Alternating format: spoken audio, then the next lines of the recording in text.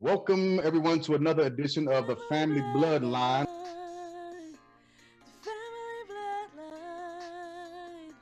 The family bloodline. The family bloodline. The family bloodline. Thank you all for joining us and sharing your time with us. I'm your boy Fat. And I'm your boy Dirt. I'm your girl Che, and today we have some special guests on with us. Go ahead and introduce yourselves, cousins. My name is Mora. And I'm Nikki. Thanks for joining us for our Black Love segment. Yes. Loves it.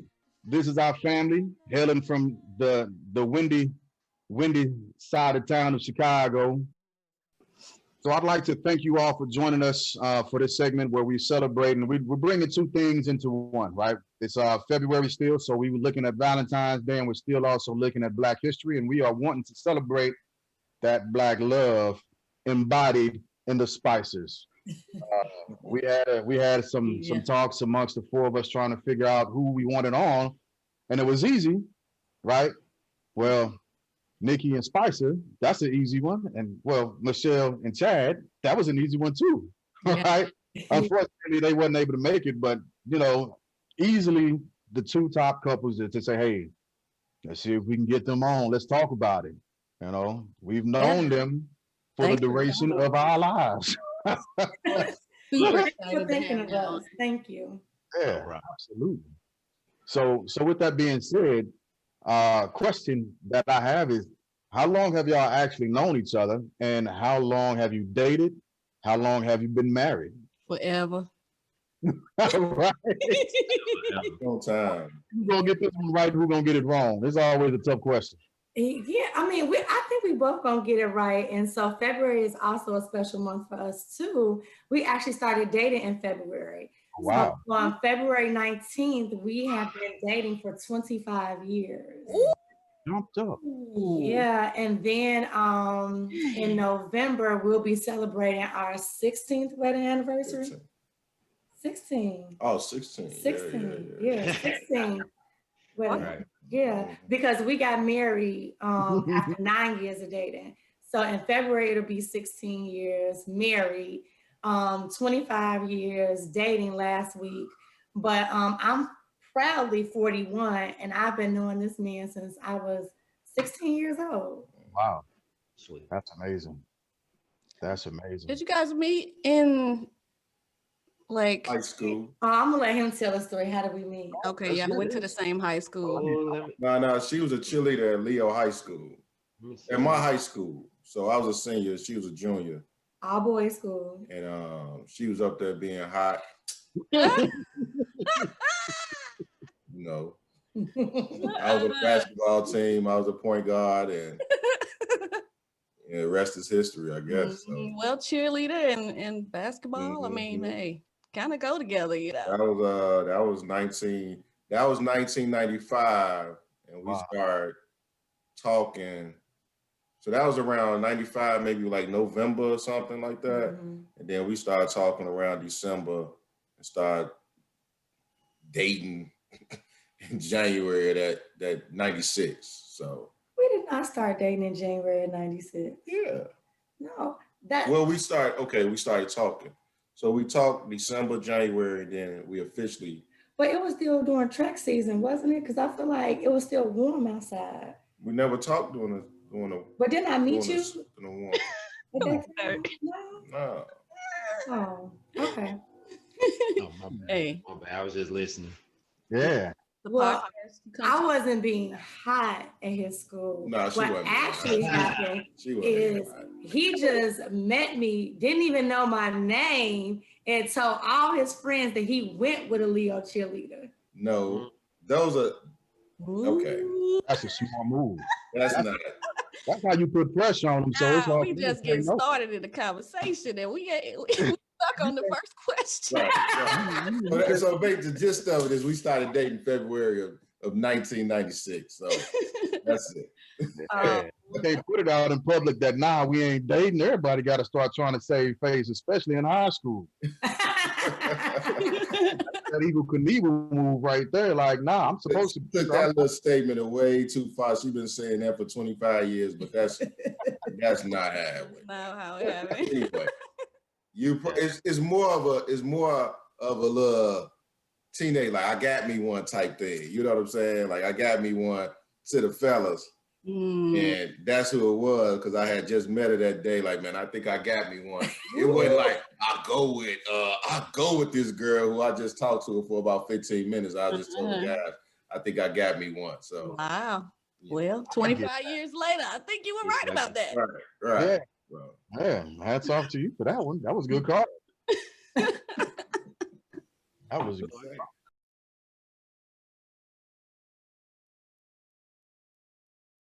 I got a question. Y'all know I'm finna get married in April. Congratulations. Yeah, April 17th we'll be getting married. And I want to ask, did y'all take any type of like marriage counseling, anything? Oh yeah. Yeah, we did. Yeah, I did. Was it beneficial? Was it? Oh man, it was.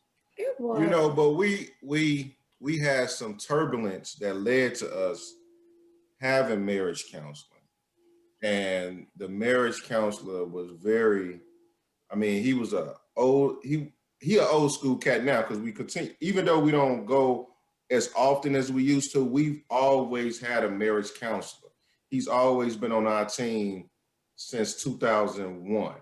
Oh, wow. So prior to marriage and during the marriage. And like, even to this day, I can call him and be like, hey, this is what's going on for me personally. Wow. For this, the family, I'm trying to lead my family the best way. What do you think about this?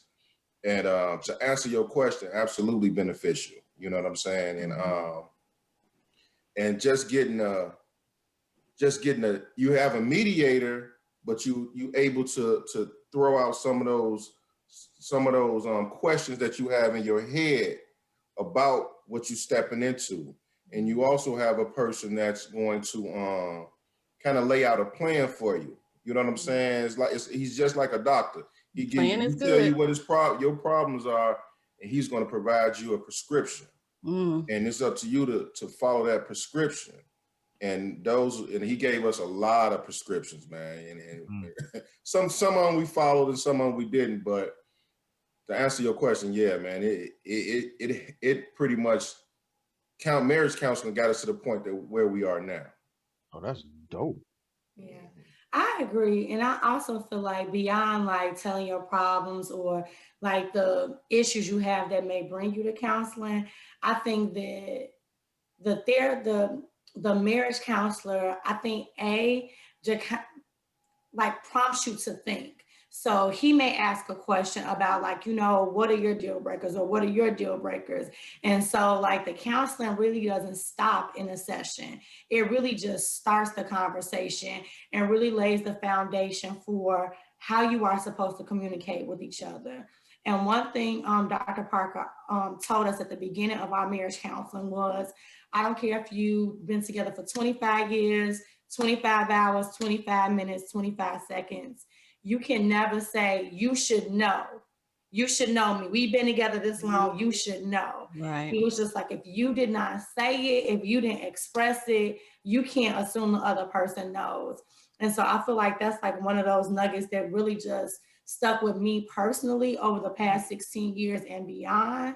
So that if I do get mad or I'm in my feelings about something, like, damn, you should have just known, like, why do I have to tell you that? He had, hit me with but you didn't say nothing.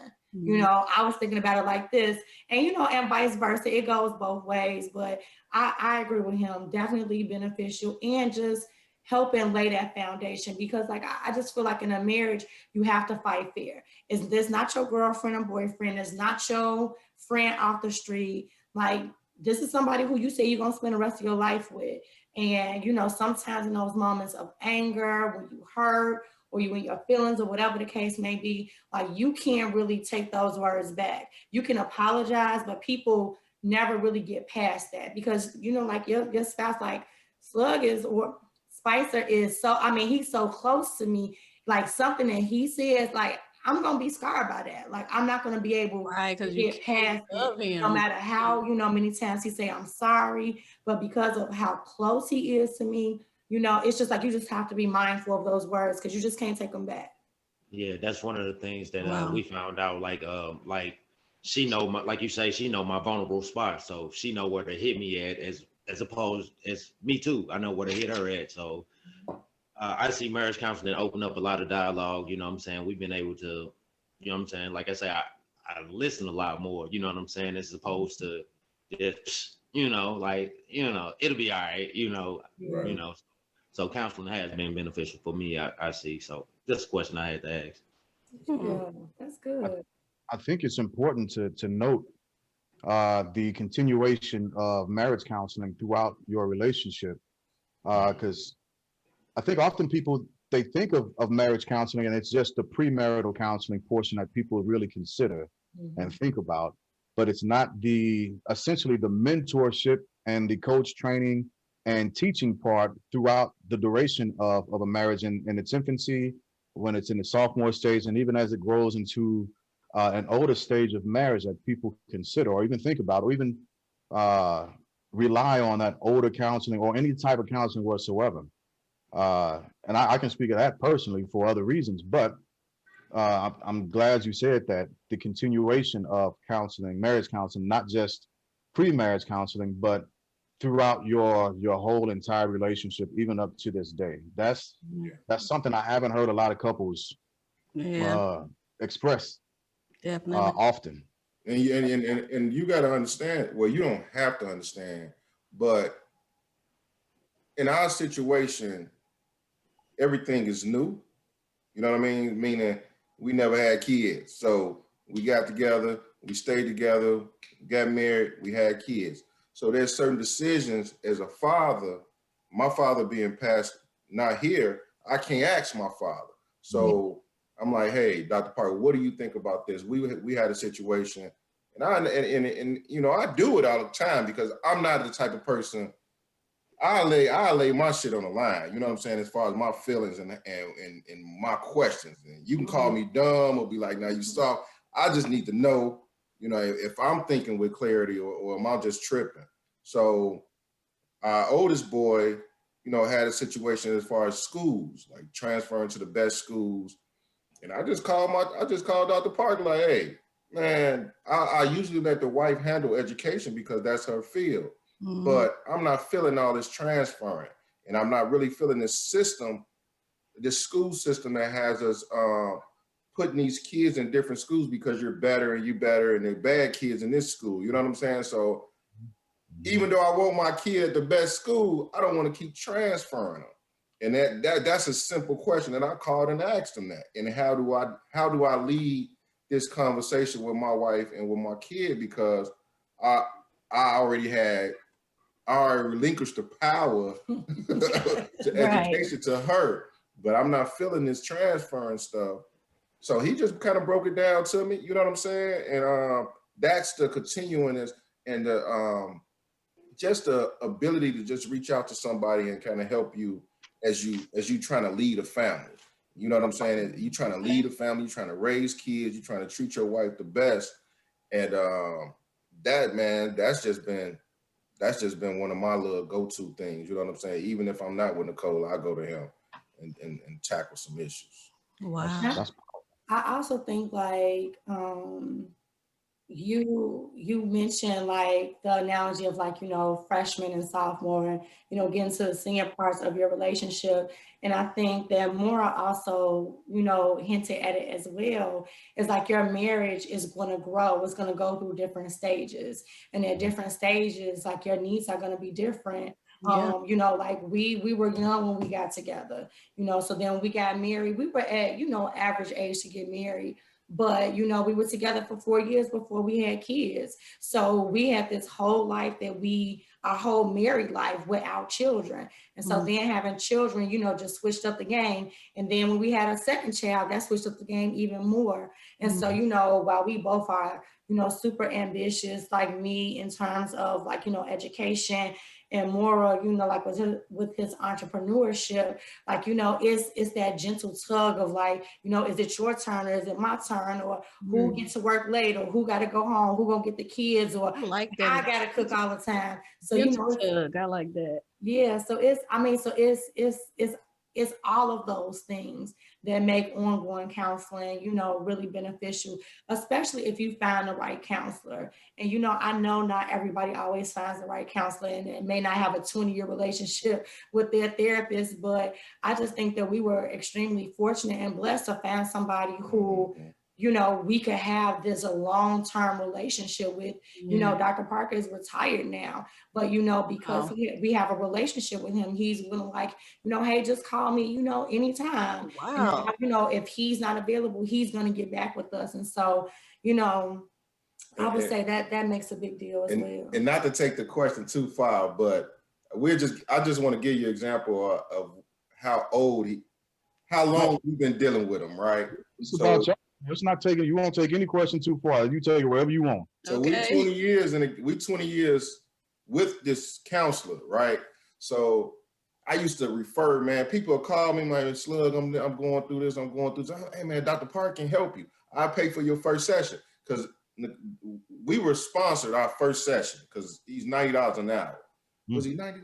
Yeah, he's $90. He was $90 an hour at that time. Now he's $120 an hour. But I want to tell you the significance of the 20-year span. Now, when I refer some of my partners to him, they like, hell no, man, he old as hell and he talking crazy. So his stuff is kind of antiquated, but it worked for us 20 years ago. Right. You've been rocking, say, because, you know, my guys is 42, 43, 45. They probably been with their people 10, 15 years. What Dr. Parker's saying to them now, it probably not gonna work because they so stuck in their ways. And they're not willing to prescribe to what he's saying. Yeah. But we were 20 years ago, we like, man, we all in. Whatever you say, we gonna do. Right. I'm just saying that's how long we've been with him. That when I refer my guys to him now, they like, nah, Slug, he a little bit too much for me. I ain't changed. I ain't putting all my money in my account with my girl. I'm not doing this. I'm not doing this. Well, okay. Well, I tried. You know what I'm saying? I tried, and maybe you do need to find somebody that's a little bit more suitable for you. Sure. Wow. That's important to say. Yeah. Very important to say. But picking up on the counseling information, that's, especially for our culture, I think that's a huge one because we're not all often vulnerable in our relationships, especially in our intimate relationships, to lay stuff like that out to somebody else. And it's the whole thought of, oh man, I got to go see a counselor and I can't do this. And folks gonna look at me like that. And I don't need his damn information. No, God, I know what the fuck I'm doing. I'm a grown ass man. I don't need nobody tell me shit. Everybody knows. I think simply laying that out as a foundation of understanding, which has helped make y'all's marriage successful, is a very, very vital part of what you were saying. Yeah, that's amazing. Yeah. Going back to the beginning of y'all's relationship, early on, did you guys plan your lives together, or was it more of just kind of like going along, you know, because I mean, it's life, things are going to happen, you know, get in the way and stuff like that. But especially as far as kids are concerned, did y'all plan to be married 4 years before you had kids? Or, you know, am I going to get my degree first? I mean, you know. You know what? I don't think that we had a plan moving forward. I think that it was more so like, I love you, you love me. Let's just do this thing and figure it out, you know, as we go. We got together really, really young. Like I met him my junior year in high school. Like he said, he was a senior. And so like who you are as a high schooler is much different from how you are as an adult. And so he talked about like some of the turmoil that brought us to Dr. Parker. But I mean, we just made it. And I mean, I don't know how, like, you know, college can be crazy. Right. You know, you finding yourself, you're trying to figure out who you are. Even if you don't go to college, even if you go to the military, right, you just decide to go straight to work. Like as you become a young adult, like you just go through changes. And so you know, at the time when I met him, I think like my home life was just going through so much that he was really kind of like the calm in the storm. Like he was like my buoy out in like the raging sea. And so just like seeing his family, his parents, you know, being married forever, you know, having fun, laughing. And not that my parents never did that, but at the point in our relationship, when we got together, my parents were really going through like a tumultuous separation. And so the kind of love that I witnessed in his house, I think just really drew me closer to him. And we didn't mention this when we first met, but the actual first time we actually talked and like, you know, like I want to talk to you, I want to talk back to you was on his birthday. So I just feel like, you know, it's just crazy how life happens. And I really truly believe like this is my soulmate. This is who God had for me, you know, through college, through like growing into a woman, through having kids. I mean, I can honestly say I love him more today, and I'm genuinely happy. And I think that like stuff with the kids or stuff with work, like it makes it easier because I know that this is good.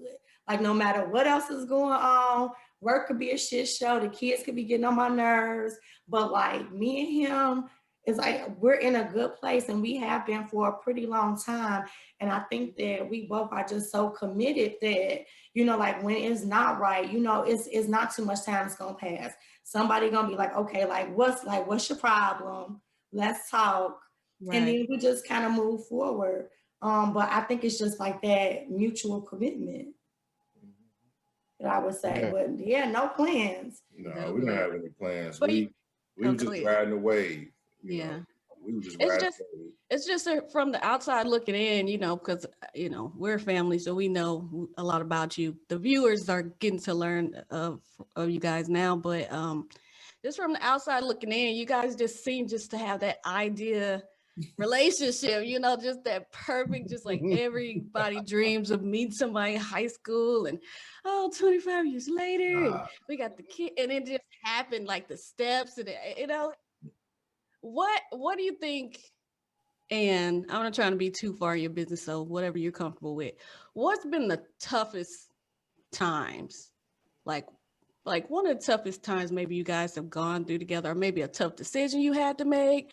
Like, because I've always wanted to know about you guys moved to Atlanta. Because I know like that's one thing that can really break up a relationship. Like somebody wanted to move out of town and the other person don't want to move out of town. So, I mean, you know. Well, I can speak my toughest times were in college. And, you know, not to put too much out there. Right. You know, we kids and we grown, you know what I'm saying? And all that, you know, it's just a lot going on in college. You know what I'm saying? So, so as you're getting to that point, we were getting to that point of graduating and starting to pursue, you know, our careers or whatever we were going to do after graduation. So college, the last part of college really went downhill for us. And I mean, it was terrible, which led us to the counselor. And the counselor was like, do y'all want to do this or not? And then that's the most important question I ever heard. And we answered. And he said, do y'all want to stay together or not? Yeah. And and it wasn't no, I need to think about it or this and that. It was just like, look, what y'all want to do? Because you're too young to be having counseling. Right. I was thinking $90 an hour. So you're not married. You know what I mean? You just go together. Neither one of y'all own each other. Ain't no ring. I don't even know what life is yet. What are y'all doing? So he was just like, whatever decision she made, she got the right because you ain't her husband. And whatever decision I made, I got the right because I'm not, you know what I'm saying? Wow. So he was like, do y'all want to be together? And when our job was to answer that question. And when we answered that question, like, yes, then at that point, that's when the work came in. And going to Georgia was kind of like my decision because I couldn't find a job. You know what I'm saying? Chicago offered me a job. I got my degree. I had been making a little bit of money on college campus, and they wanted to give me $9 an hour, and I was like, I'm not gonna take no job paying me. In Chicago, God, ain't nobody in high school. I need a damn right. career. And I made that decision. I remember laying in a bedroom in my mama's house. I was in a twin bed, laying down. I'm like, man, I'm out. And I called her. I told her, look, I think I'm gonna move to Atlanta. She like, I'll go with you. I'm like, you ain't gotta go, but I'm going. And I don't recall him saying you don't have to go with me. I don't remember that part. Well, so that's how it kind of led us to going to Atlanta because I couldn't really find a job. We was kind of already off our square, man. And I was just like, shit, ain't nothing here. You know, it ain't nothing here for me because I wasn't no gangster. I wasn't no thug. I may gamble a little bit. I played basketball. So that's all I had was that degree in basketball. So I'm like, shit, I can go anywhere. I can go get a job in Atlanta. You can go to Atlanta and I'm 21, 22 making $42,000, $43,000. I'm like, shit, you know, you can do that in Atlanta, you know? So that's how we end up there. Okay. And, but it wasn't no fairy tale at all, man, at all. It was tough. That was one of the hardest times in my life as a 21, 22-year-old. I had kind of lived a life of, I'm not luxury, you know what I'm saying? But I saw the beautiful side of life. I ain't really see a lot of negative stuff. My parents was A-okay, right. You know what I'm saying? Whatever they had going on, they kept it behind closed doors. And, you know, me and her just got kind of hit with some real difficult times at that point, you know. It was tough. It was really tough. So. Wow. Yeah, I would say the hardest part for me, I think I would agree that was a tough time. But most recently, like, you know, as I continue to mature and grow as like a mother and a wife, I think a really tough time for us was probably like a 3 years straight. He lost his sister unexpectedly. Then we lost my father-in-law in a car accident, like left the house A-okay, and just didn't come home. Wow. And then, you know, shortly after my mom died. And so I just think like those 3 losses, it was just devastating, you know. We came home for Christmas. We were gonna fly. We decided to drive home that Christmas. And I mean, Sister Fine, she got bronchitis and, you know, she passed away. You know, we came home, I was expecting, you know, second grandchild, you know, my first kid. So my mom was super excited after asking forever when I was gonna have a baby. Right. So it was just so unexpected, you know. And then, you know, the loss of my father-in-law and the loss of my mom, you know, shortly after, it was, you know, that for me was a really tough time. Yeah. And again, I just look back on just like how things were, you know, like our oldest son, he was a baby. So it was just like, you know, and I mean, my sister-in-law passed before, but it was just like, you know, I was expecting at the time. So, and I was very close to my sister-in-law, you know, 29 years old, hadn't even, you know, got married, had kids, nothing, you know, still for all intents and purposes, a baby. And, you know, but I'm expecting, so it's like, I can't really sink into my grief. Right. You know, I have to be, you know, stand tall, be strong for my husband, and I'm expecting. So it's like my life just didn't lend to that. So it's like I had to, you know, find strength to, you know, pull through. You know, my father-in-law passed, you know, we had a baby, you know, that hit him and his mom hard. My sister-in-law's passed away, you know, my brother-in-law is still here, but, you know, live in Indiana, so close, but, you know, not that close. And so just really being there for my mother-in-law and for my husband, you know, again, like, okay, I'm the mom, we got a baby, we all can't be around here stuck. Right. Then when my mom passed, I was expecting Mason, our youngest. So, you know, it was really just like those things in life that just, you know, it's just like life happens, but you have those small reminders that you got to keep pushing forward. And I just remember having such a hard conversation with him after his dad passed. And I think I was just running on empty, you know, working full time, taking care of the baby, you know, trying to be sensitive to my mother-in-law, because at the time we still stayed at home because we were still just freshly back from Atlanta. And I just had to have like a real candid conversation. I was just like, I'm drowning. Like, I need help. Like, I understand. I don't want to, you know, diminish the pain that you feel, but like, I need help. Like, I need my partner back. I can't do it by myself. And so, you know, for me, that time period was just so tough, because probably within a matter of like 3 years, we lost like 3, you know, significant people in our lives. I don't remember that conversation. I do. Because I know, and I toot my own horn for this, and not know you deserve a trophy type thing. But I know I handled my sister and father's death. Like I knew I had to stand up, you know what I'm saying, and be the strongest link, because my mother and other family members. I don't remember you was drowning. I don't remember that. I mean, it wasn't the funeral services. It wasn't like those weeks all the people come by and, you know, you got fried chicken for days.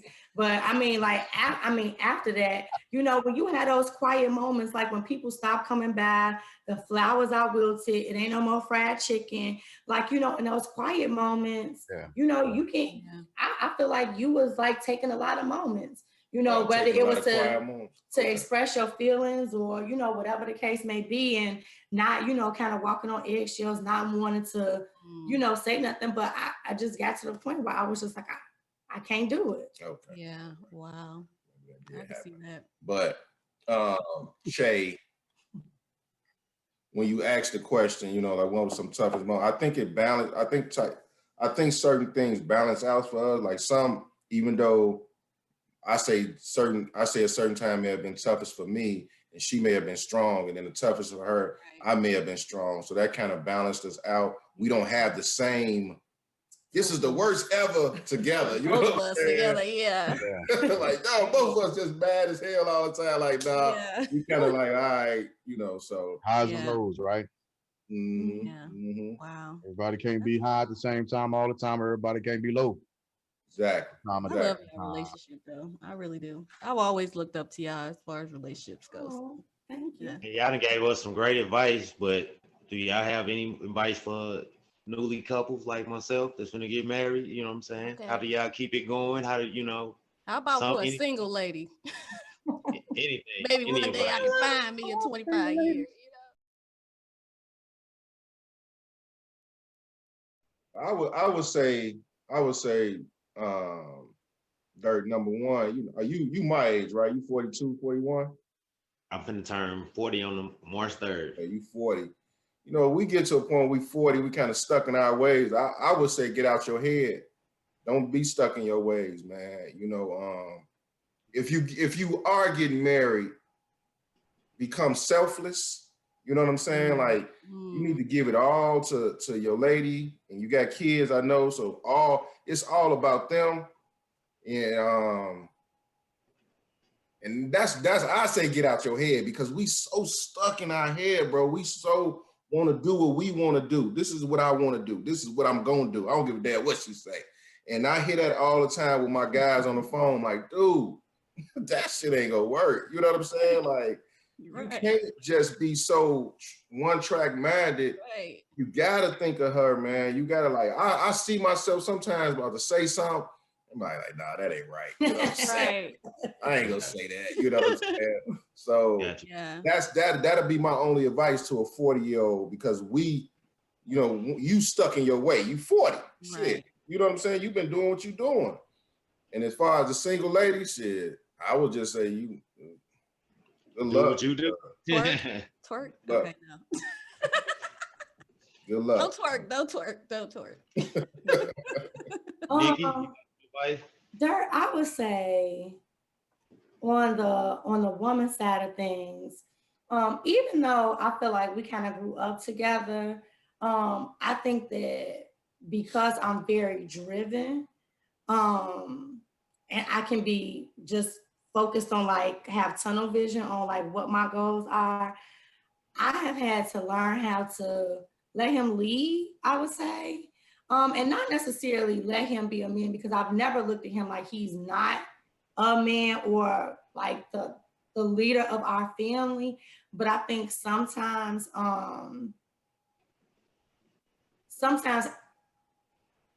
am more intentional with how I make him feel in terms of like decisions that need to be made.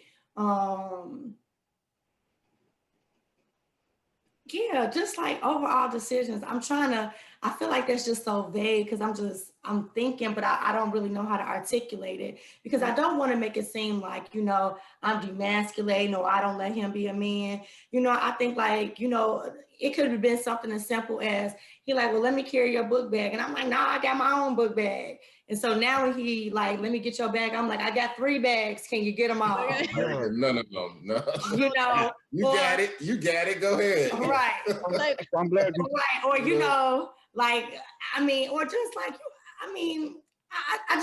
just little things of like, in the morning, I used to be like, I don't want to wake him up. I can go start on my own car. But now I'm just like, you my husband, you the man. So now I'm like, I'm about to get ready to go. Can you go warm my car? So I just think it's like those small things that make me thankful that I have a husband.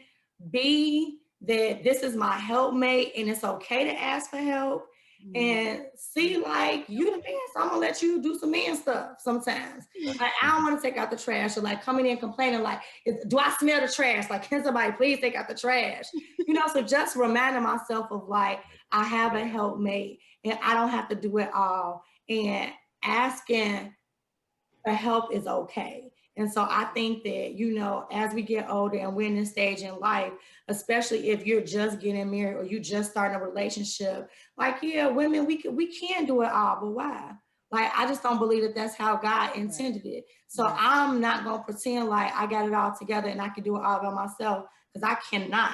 Okay. And so, asking for help is my way of reminding him, like, this is a partnership. I need help.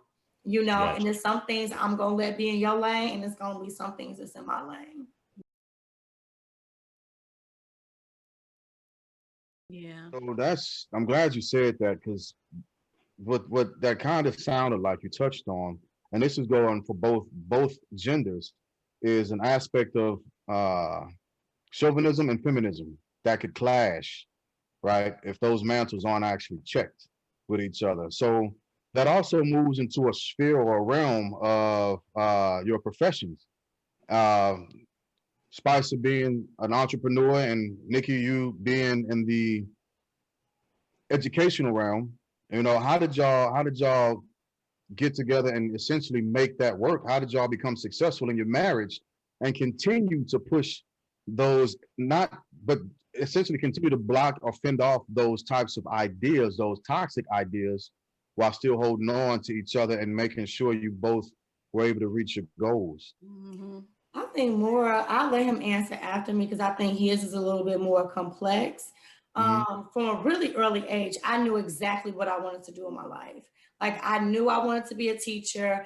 I knew my end goal was to end up being a principal. I finally had my dream job, so I actually don't even know what I'm gonna do next in life, because I know I won't retire as a principal.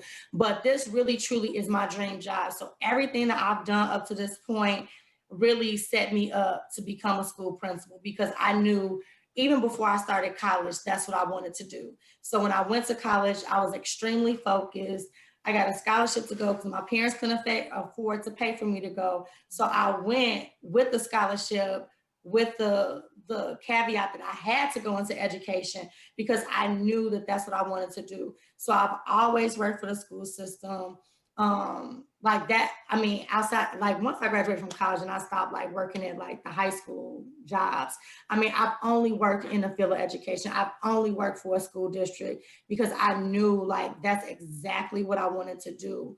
But I also, I believe in divine order. I also feel like that was the case because this is my perfect partner, right? Because I was very stable. I always knew what I wanted, and maybe stable is not the right word, but I always knew what I wanted. So I always had a teaching career, a teacher license, a teacher's salary. So I was always, you know, like I could carry the benefits, do whatever you want to do, as long as, you know, ComEd is not calling me and the cable company ain't calling me, we'll figure it out. But, you know, and when he explains, this will make sense. A few years ago, I just sat him down and was like, look, I just need you to be happy. Like, I don't give a shit what you do. I don't care where you work. I don't care what your career is. Like, I just need you to be happy, because when you're not happy, like, we all not happy. And I know they say happy wife, happy life, but I think it goes both ways. Right. And, you know, a few years ago, I just think that he hit a wall because maybe he was just all in his head, like he just, you know, gave. And I was like, look, you don't have to be in your head. Let's just figure it out. But your happiness comes first. So I would just say, like, for me, like, I always knew what I wanted to do. So it was just very easy for me, you know, in terms of like going to school or getting advanced degrees or, you know, interviewing for jobs or finding jobs. It's just, I mean, I just always knew that that's what I wanted to do. So that's funny you said that. Now, she always knew what she wanted to do, and I always knew what she wanted to do. So I made sure she was in that position to do it. Okay, good. That's Meaning, support from the when she was joining these different fellowships to matriculate in her career, I made sure the boys was good. Right. Now, me, on the other hand, it was a point in time where when we lived in Georgia, my career was fine. You know what I'm saying? I was making real good money. I had 2 contracts. I worked with the state as a social worker, you know, and it was always that flexibility, meaning I can see 3 or 4 clients and still have the rest of my day to go look at houses, or still have the rest of my day to go build whatever bullshit business I want to build. You know what I'm saying? Right. But I had that opportunity, but something happened when I got to Chicago. I came to Chicago, I got my master's, I stayed in the social work field, but it was just like, when people started telling me what to do and what I can't do, like it just started messing with me. Like, dude, I'm a grown man. I'm not gonna really be listening to no other person tell me what to do. You know what I'm saying? It just kind of started getting to me. And I've always had a job, or always had 2 or 3 jobs, and dabbled in real estate. And one time, man, I just was able to, my last job was a dean of students in the school. And that was the worst job I ever had in my life. Oh no. What made it? And at that point, I said, you know what, I can hustle some money. You know what I'm saying? This ain't gonna work. So being unhappy. So I was able to put my family in a position where, okay, we're not in a lot of debt. You give me a while, I can make this happen. And so I'm kind of like in a full-time real estate. When I look back, I try to figure out how I done all this stuff, because there was at one point in time I was working a full-time job and I was at an investment property every day. And I'm like, damn, how was I able to do that? But I wrote a whole book working a full-time job. Yeah. So when I got my mind together, I said, you know what? I don't really need a full-time job. I can make different moves with it, whether it's investments, whether it's the book, whether it's writing another book. Right. You know what I'm saying? So the money is coming in. The money gonna come in, and we're not in a lot of debt. So Nikki can cover, maybe one check of hers can cover the bills, you know, and I feel like I put us in a position where we don't have to be stressed. You know what I'm saying? Financially stressed. We can focus on other things.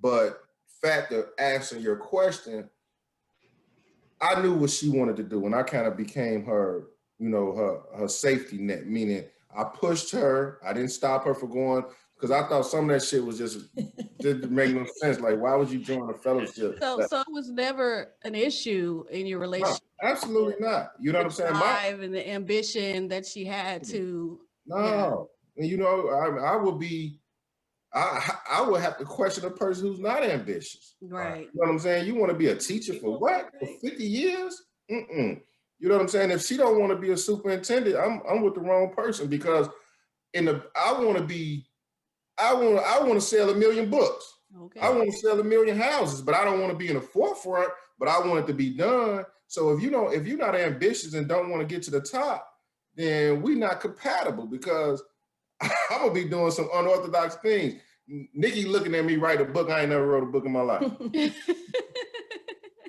So a person has to be ambitious to be like, yeah, go ahead, baby, write your book. You know what I'm saying? Oh, hey, why not?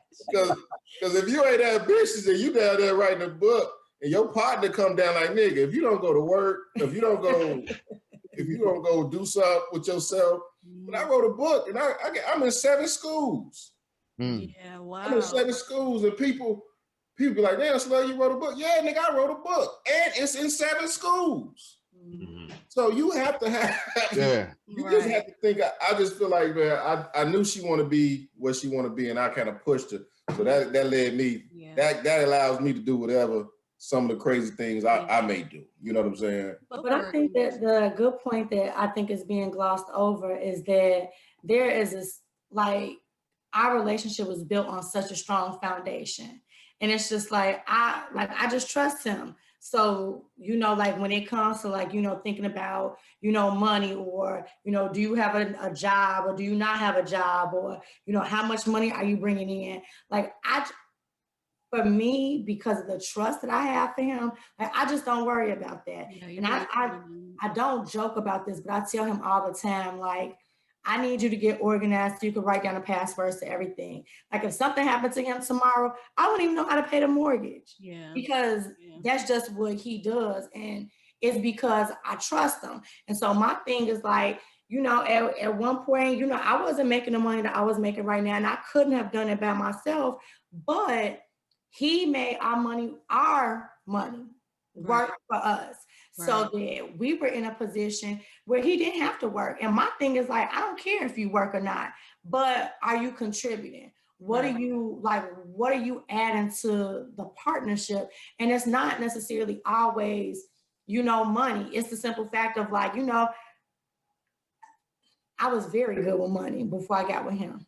But then once I got with him and I got comfortable, I really wasn't really managing like that, because I always had that safety net of, like, oh, if I spend all my money, I know I could get some from him. But, oh, I'm gonna go ahead and buy this. It's gonna take all my money because I know I could get some money from him. So it's just like, you know, that level of comfort probably has ruined my money management skills a little bit, because I can always rely on him. Like, how much money is in that account? Okay. So, I mean, it just works out, but it just really goes back to, like, that foundation and trust and being open and honest. Like, you know, some couples, it's the woman that pays everything and manages the money, because that's just not the man's strong suit. Like me, I'm just not interested. He wanted to make sure he had money freed up for his investments, his properties, his rehabs.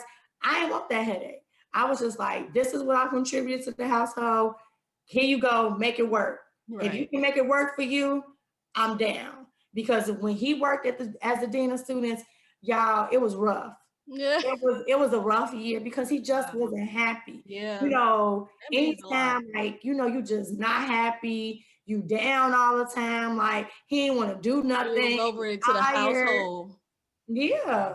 And so that just really shined a light on me of, like, no check, no amount of money is just worth your happiness, because you making my life a living hell right now.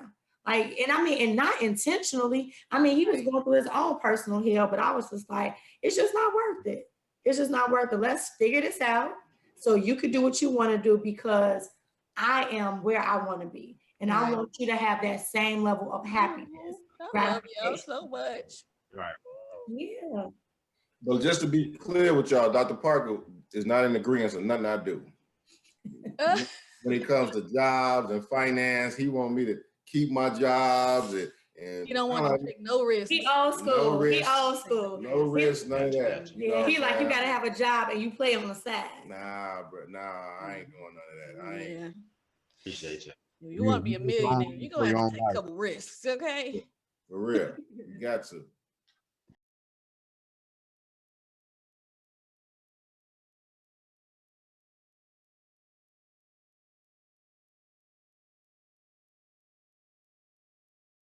So I'd like for y'all to for Slug, I want you to plug your book.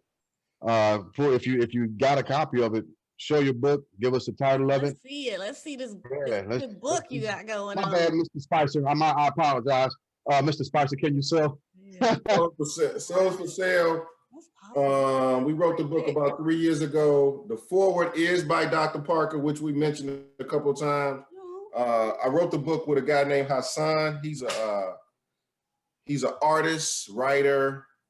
So it's about I don't want to tell you the whole book, but the book is about the crack cocaine epidemic in Foot Locker and how Foot Locker kind of took advantage of the crack cocaine epidemic. And right now we are in 7 schools, and it stems from when I got my master's in social work, I did what they call a capstone, which is kind of like a thesis.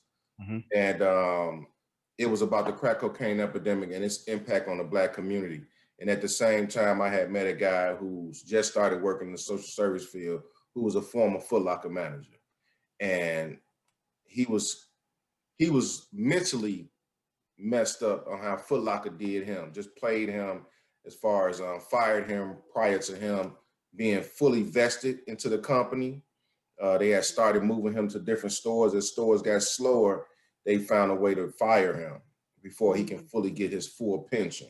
And we just sat down, man. We used to sit down there almost every day and discuss some of the things that he did for Foot Locker. And I also knew a couple other Foot Locker managers, and I got their story, and I kind of combined it with the crack cocaine epidemic. And I was able to meet Hassan and ask him to assist me in writing it. And that was in 2017. And now I'm dropping off 80 books on Friday to Drake Elementary School. Yay! December, I dropped off 50 books to Metcalf Magnet School. Last 2 weeks ago, we dropped off 25 books to Kappa League. They got a mentoring program, and it's in 7 schools right now. And that's without marketing and promoting it like I should. If I really had a team of marketers and promoters, man, that book would be in every school, I believe. I mean, but it's on Amazon and stuff, right? It's not on Amazon. The ebook is on, the audio book is on Amazon, but we sell our book, the paperback, on our website. And the reason for that is because Amazon, like the book was like originally like $12, $13, and Amazon like wanted like $7 of that dollars. Yeah, we heard they charge like 50% off. Nah, bro, y'all got crazy like that. Yeah, we'll sell our own book. You know what I'm saying? Yeah. Like, wow. So what website can people go to find it? Souls for Sale Books. So that's SOLESFOR sale SALE books.com. Soulsforsalebook.com. And it's really targeted to young adults, like middle school through high school. And what's really cool about it, it's really kind of timeless, especially where we are with like Black Lives Matter and just like this renewed social consciousness, because the book really, the whole point of the book, the whole theme of the book is really what commitment or what do corporations owe our communities? You know, are they exploiting our communities or are they supporting our communities? And so the way that the book is told is really a page turner. You know, every chapter is a different character that brings a different perspective on the same topic.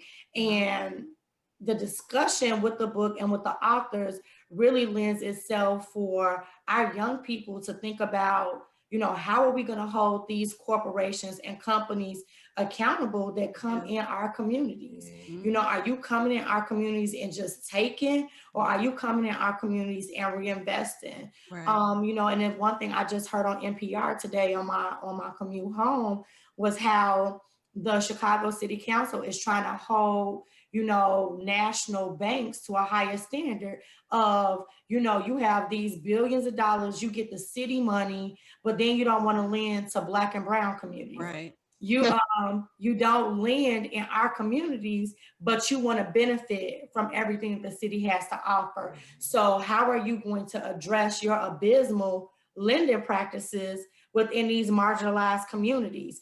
And so I'm just so invigorated that it's just more accountability starting to come down for these companies, whether you making these statements or not. But people are like, okay, now you said it, now show us what you're gonna do. And I feel like that is a shift for us in the Black community, because we've been, we used to hearing the lip service. I think we've heard the lip service ever since the civil rights movement, but now we're to the point of like, we want action. We want you to show us better than you can tell us. And so I really appreciate that about the book. It really has our young people thinking about that. Like they just mindlessly support Nike, mindlessly support all of these different brands. But what are they really doing for the community? Are they helping or hurting? And I think like that's the best part of the book. So anytime he tells me, when he talks to a group of students and they get to that social responsibility of corporate America, I just love to hear what the young people think about it.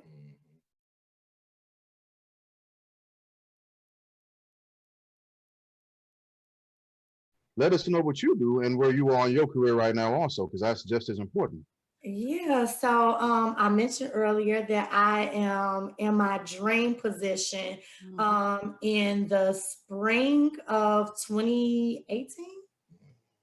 2018, yes. Yeah, the spring of 2018. I got the opportunity not only to lead a school, but to be the founder principal of a school. Yes, boss lady.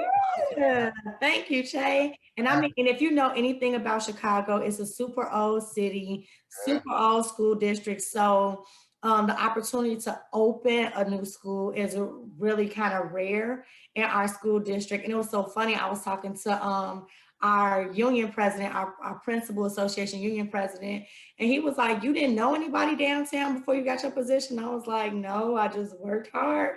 And he was like, wow, I thought you knew somebody. So if that gives you any type of insight as to, they call Chicago the Windy City, not just for the win, but there's a lot of politics in play in Chicago. Wow. But so in 2018, I had a good position. I was at a really high performing school, which was a new experience for me.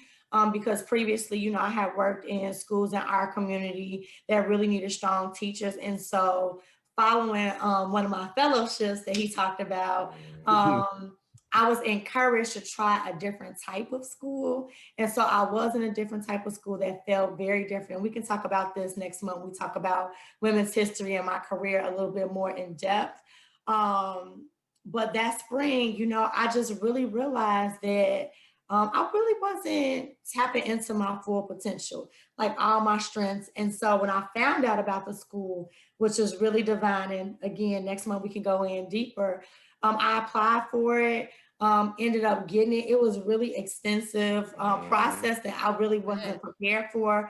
I had to write a vision for the building. I had to do a school visit. They came to my current school, did a school visit. I had to do a community forum in front of the community where the school was going to be. All the things. Yeah. So you had to do a community forum. The community came out. Me and the boys came out.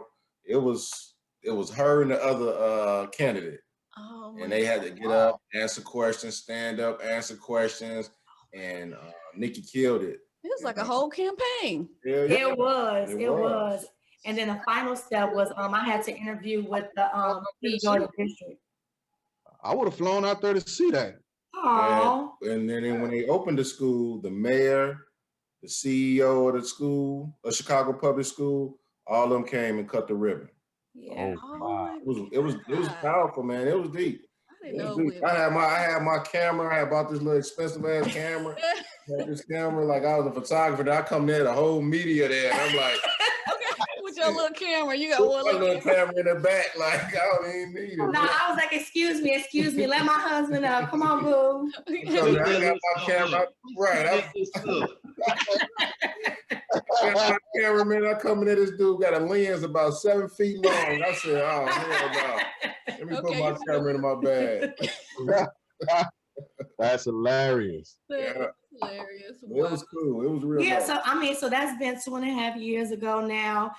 School started with 91 students. I'm up to 270. Wow. Started out with just kindergarten through second grade. I'm kindergarten through fourth grade. Real blessed. I mean, it is a selective enrollment school, which means that all the students have to test in, but I got some big responsibility. I got Chad Jr. there in kindergarten. Really? I got my best friend, Mishla Sons, there in 2nd grade, and Mason is there in 4th grade. So Wow. I really lead as a mom and an auntie and a best friend because I'm responsible for my people's kids. So this school, not to cut her off, but this school it's a prestigious school. You know, you have a lot of doctors, lawyers, kids who attend the school. Yeah. Like it's not a typical public school. This the real Okay. deal. So she has her challenges are different than the inner city school type thing. You know, it's a lot of entitled parents. You know what I mean? So we all want the best, but they be stretching it so far. You know what I mean? And she really handles it well. And just to give you guys an example, when she do open houses in like $500,000 homes, meaning whoever the banks, they represent these homes that's for sale. Right. They have these open houses there at those homes, and she presents to the incoming parents. You know what I'm saying? The incoming kids, parents, and it'd be, when I tell you top class, top of the line, it's top of the line, man. It's real deal, Holyfield. It's real deal. And of course they're invested because a thriving school is a thriving community, right? So if you're trying to sell a $500,000 house, you gotta sell the school that's also in that neighborhood. Because you don't want to spend $500,000 on a house and your kid, you don't want to send them to the public schools in the area. And they're trying to sing Fair East Side, and the principal, vice principal is black man. Right. No goddamn over here. You used to call me. Fair East Side. Nah, we getting out of here. We getting out of here. Let's go. Hey, Fair East Side gonna have an open house in one of my rehabs, and that shit ain't gonna be complete. We gonna put the bathroom over here. Johnny on the spot inside the building. Just use the bucket for tonight. We'll be okay. Don't nobody try to eat the fruit. It's not real, okay? At all. It's all bad. Wow. Yeah, Nikki, we gotta definitely bring you back so we can go further into not just you getting that position and being in that position, but the path that you had to go and take to get there, all the hard work. Again, we're celebrating the history of you getting there and up to the present day. Yeah, 20 years in education. Yeah. So I got it. Again, we could celebrate hundreds of women, black, white, yellow, in between every other color, but we're doing this for the family. That's right. Right? Celebrate our family. Let's celebrate. We got amazing women and men in our own family. So let's bring them on first. They got to take priority, you know? Cornel West said, he was asked the question, so when does a black community begin to love everybody else? And his response was, hey, brother, let us figure out how to finish learning ourselves, and that love will spill over, it'll bubble over to everybody else. And that's where I am with it. Let our family love on ourselves, and we can that'll spill over to our communities. And we'll get to everybody else, but let us start fixing ourselves and promoting ourselves and uplifting us and our community, and we'll get to everybody else. Absolutely. Yeah. Right. And I guess the one thing I do want to say is that I think our goal was never really to be like the picture of Black love. You know, I think for me personally, I enjoy being loved and I enjoy loving, and I just want to be happy with my life. Right. You know, and that's something that I think we reflect on at least once a year. We talk about, like, you know, are you happy? You know, what do we need to switch up to make sure you stay happy? You know, what can we continue to do? What do we need to stop doing? and always making, time for ourselves. And, you have kids. Sometimes you worry about that. You feel guilty about that. But one thing we both always say to each other when we get in that rut, or we be like, well, what about the kids? Let's do something with the kids. Damn them kids. They're going to be leaving us soon. And we're going to be left with just each other. So the kids will figure it out. Answer my last 6 questions. Goddamn me. Just throw my, I ain't got no more. Yeah. For real. I mean, and that's what we tell that's what we tell each other. Like, kids will be all right. We got to be all right. Yeah. That's true. Yeah. That's true. Yeah.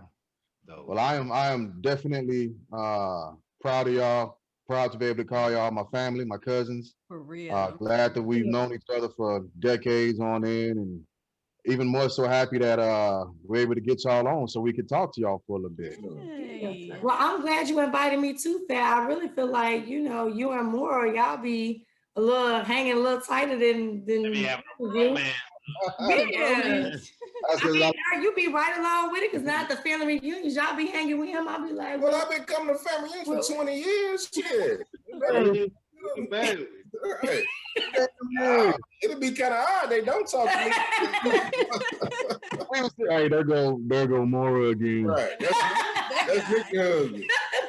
Man, he's trying his name, but he's been coming for a long time. But okay, we all right. Yeah. All good. Appreciate y'all having us on, though, man. I really coming on. Great. Thank y'all. Stay beautiful, man. Thank y'all. Keep doing what y'all doing, though. Can't wait for you guys back again. For sure. Can I just say I'm so proud of y'all. Like, look at my family. Like, this is just so dope. This is nice. And I know, and what's so crazy is I just remember when we talked about it on just like a family Zoom night. One late night we all talking, y'all unveiled it to the family. Like, this is so dope to hear y'all got the LLC, got the website, you on all the major social media. Like, that's what's up. I'm just so honored that you all invited us on so that we can support you guys. I can't wait to reshare everything, within and outside of my network. But I'm just really proud of my bloodline. Oh, Thank you.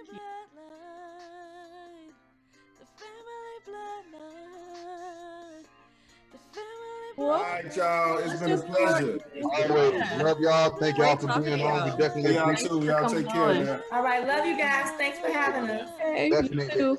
Good night. All right, good night, guys. All right.